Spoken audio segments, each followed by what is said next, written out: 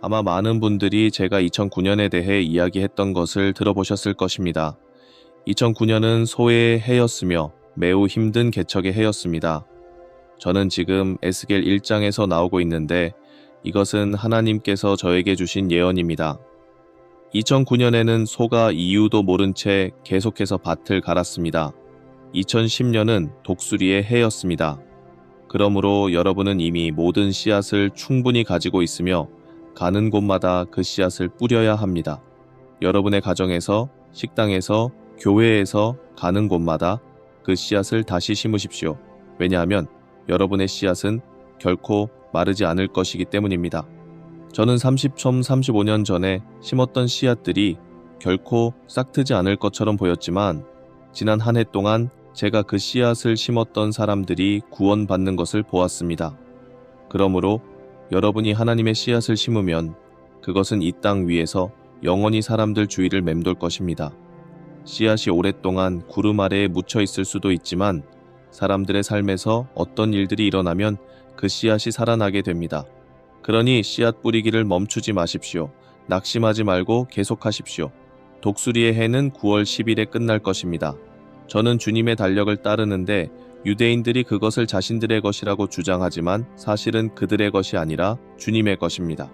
9월 10일이 되면 새로운 해가 시작되며 그것은 사자의 해입니다. 이제 사자가 포효할 때가 되었습니다. 사자는 공중을 향해 포효하는 것이 아니라 땅을 향해 포효합니다. 그는 이것은 내 영역이다 라고 선언하며 그 포효의 진동은 수마일에 걸쳐 퍼져나갑니다. 우리는 이제 사자의 해, 즉 권위의 시대로 들어가고 있습니다. 여러분이 지금까지 본 적 없는 권위를 보게 될 것입니다. 그러니 멈추지 말고 믿음을 계속 지키고 기도를 계속 올리십시오. 저는 권위의 해가 곧 아버지의 마음에서 여러분의 영혼과 양심으로 말씀이 들어오고 여러분이 그것을 선포하며 포효하는 때라고 생각합니다. 여러분이 이 땅은 내 것이다. 나는 이 땅을 되찾을 것이다. 나는 이 땅을 치유할 것이다. 라고 선포하는 것입니다.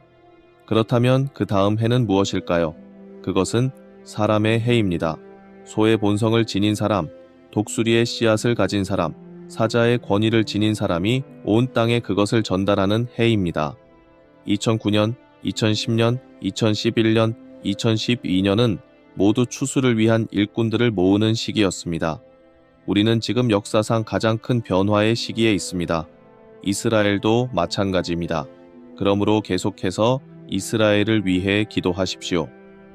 어제 하나님께서 저에게 보여주신 것은 우리가 이사야 22장의 때에 있다는 것입니다. 이사야 22장은 단순히 천국의 열쇠를 의미하는 것이 아니라 변화의 열쇠이기도 합니다. 셈나는 이스라엘을 담당하고 있었으며 재정도 관리하고 있었습니다. 하지만 그는 자신을 위해 엄청난 무덤을 지었고 결국은 외국에서 죽고 심지어 이스라엘에 묻히지도 못했습니다.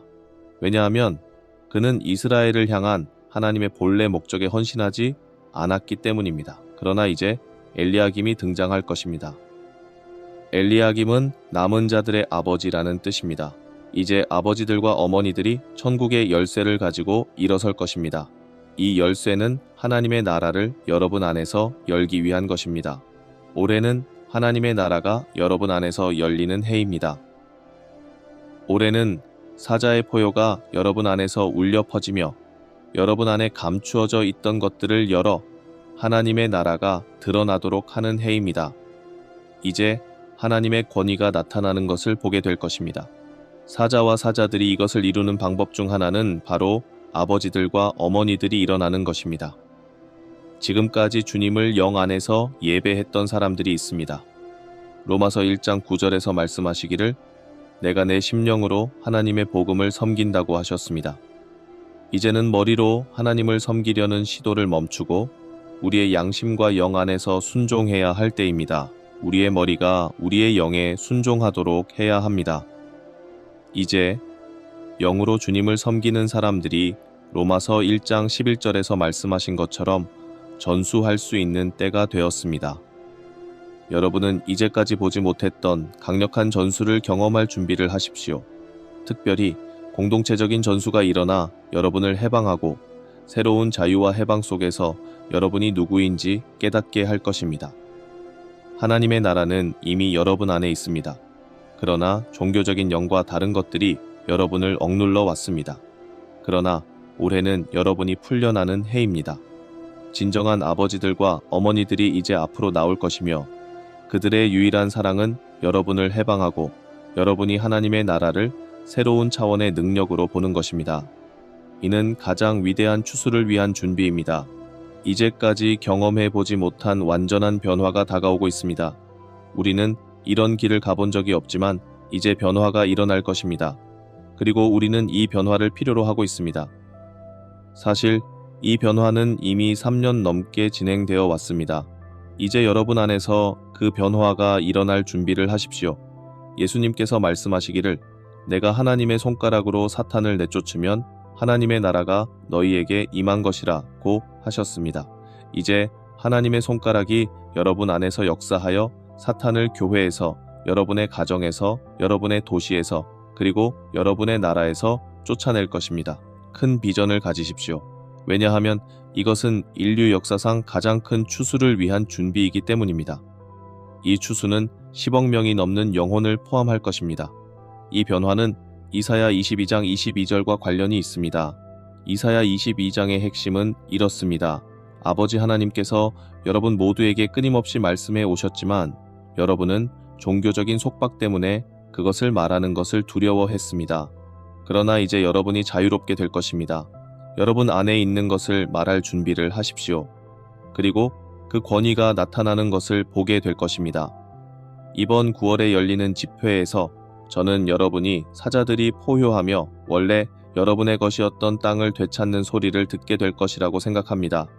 그러므로 모든 분들은 비전을 가지십시오. 여러분 안에도 같은 씨앗이 있습니다. 아버지께서 보내신 그 씨앗이 예수님 안에 있었던 것처럼 여러분 안에도 있습니다. 이제 하나님을 제한하는 것을 멈추십시오. 다가오는 이 시기에 가장 나쁜 일은 하나님을 제한하는 것입니다. 하나님께 한계를 두지 마십시오. 우리는 이것이 어디까지 갈지 아무도 알지 못합니다.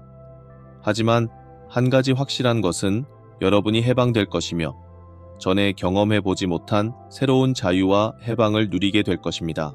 그리고 여러분이 선포하는 말들이 현실로 나타나 창조될 것입니다. 이것이 바로 변화의 일부이며 이제 여러분은 교회의 진정한 지도자들을 보게 될 것입니다. 남성이든 여성이든 모두가 사자들입니다. 그리고 여성분들 중에서도 많은 분들이 중요한 역할을 할 것입니다. 사실 사자 무리에서 암사자가 더 많은 사냥을 감당하는 경우가 종종 있습니다. 그러니 여러분 준비하십시오. 영혼을 추수할 준비를 하십시오. 물론 사자들도 있지만 사자들과 함께 암사자들도 크게 쓰임 받을 것입니다. 이제 여러분은 땅을 울리는 강력한 포효를 듣게 될 것입니다. 이 땅 자체가 그 소리를 기다리고 있었습니다. 그 소리가 들릴 때 이 땅이 회복될 것입니다. 이것이 하나님께서 저에게 보여주신 것입니다. 이제 사자의 권위가 나타날 준비를 하십시오.